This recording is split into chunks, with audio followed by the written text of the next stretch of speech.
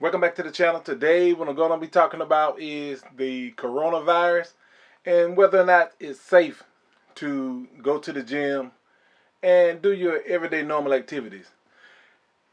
And the answer to that would be yes. If it were me, I would continue to go to the gym as I'm doing. There's no cure for the coronavirus. There's no cure for it.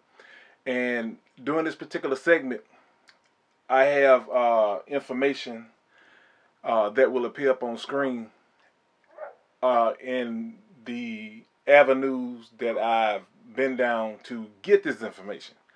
So this right here will be helpful, and it will get rid of a lot of myths, because I've been hearing a lot of myths that the coronavirus can't survive in hot weather.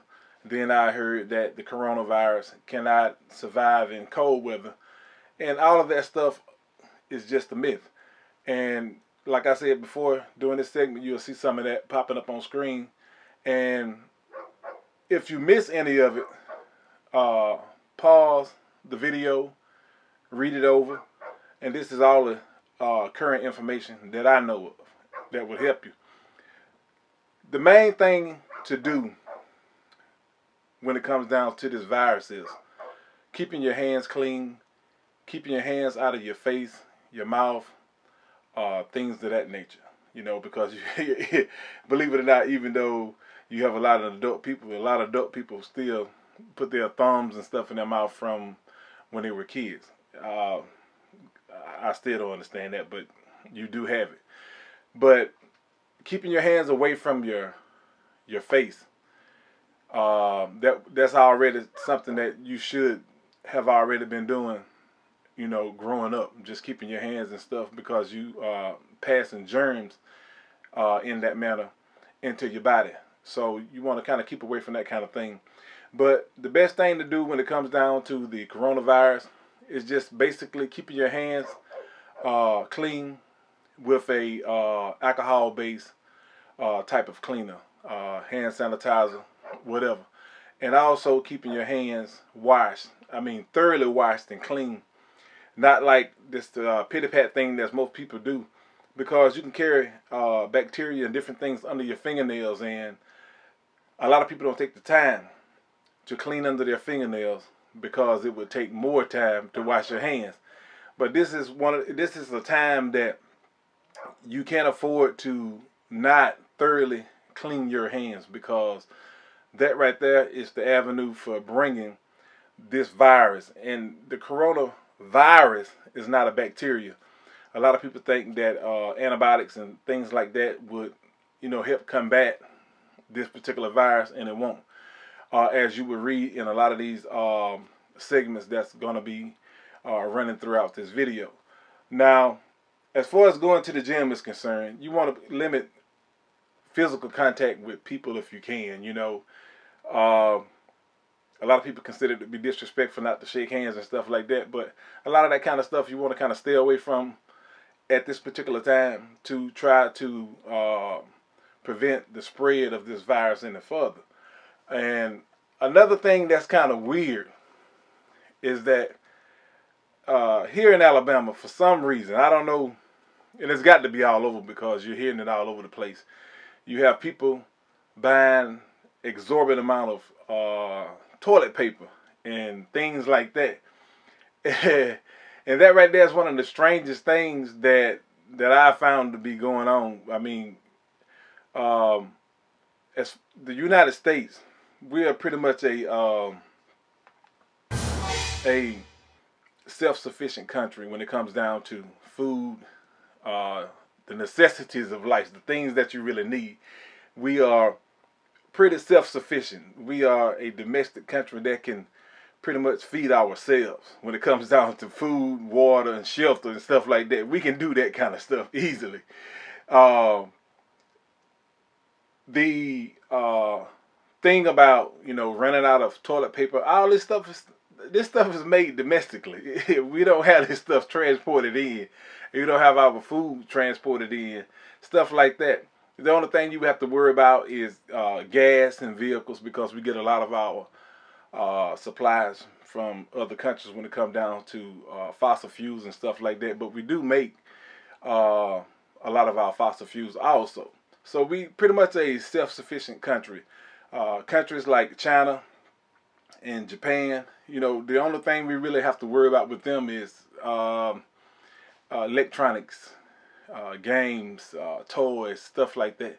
Things that are not needs. So I don't understand why people are buying so much stuff, because we're not in trouble of being able to buy goods and services.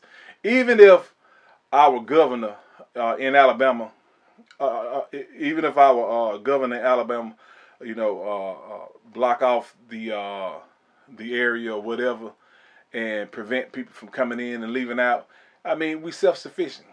We are a self-sufficient country, and we're a self-sufficient state here in Alabama. Anyway, we can kind of feed ourselves, with no problem, throughout this particular times. So I don't understand the toilet paper thing. I don't know where that comes from, but I think that's like a social media type thing. And then at the same time, you're gonna have a lot of what I call leeches. You have a lot of people that are leeches, and then doing crisis and stuff like that, they try to make additional monies off of people's sorrows, and that's a sad situation. When you see people buying exorbitant amount of toilet paper, and there's a shortage in toilet paper, and then you see these people ramp up the prices on the toilet paper trying to make more money. Those are the people that I would consider to be leeches, because that's what they do. They're leeching off the misery of other people. So you have a lot of that go on, but we have avenues to report that kind of stuff and to protect our citizens from that stuff. Now, back to the gym. I wouldn't stop going to the gym if it were me. My only thing is that gyms are pretty clean places to go to, pretty safe places, because they places that constantly clean. Anyway, that's something that they always have done, because of the activity that's going on there. They have a lot of cleaners. They have a lot of cleaners that they have set up around the gym that you can use, wipe off the seats and wipe your hands and all this other stuff. So it's a pretty clean place to go to. Like I said, just try to minimize contact with people as far as handshakes and stuff like that. And the thing about these particular articles that I've read, the main thing that everyone should be mainly concerned about is just keeping your hands clean and keeping your hands away from your face. This is something that I would recommend, that once you get off work or whatever, when you're dealing with people and things like that, I would immediately take those clothes that I've just worn and wash them, and make sure my hands are clean when I come into the house. Anytime you out there in the public, and come back in the house and you're gonna stay in the house, I would make it a priority to wash the clothes that I have on also, because you don't want any kind of bacteria or anything like that, that's always on your clothes and stuff like that anyway. So, it's like I said, the things that they're telling you to do to prevent from catching this virus is something that we should have already been doing. It's just common sense type stuff. Just keep your hands clean, keep your hands away from your face, minimize physical contact with people. We have to be able to to have some type of social contact with each other because of our jobs and things of that nature. You're going to have to come in contact with people. So trying to put yourself inside of a bubble, putting on masks and stuff like that, it's not going to help you. The main thing that they are saying is the cleanliness. Your cleanliness is a necessity. And one thing about this particular virus is it lets you know that we are all connected. This virus right here, the epidemic started in another country. You know what I mean? And the world is feeling the problems of that country.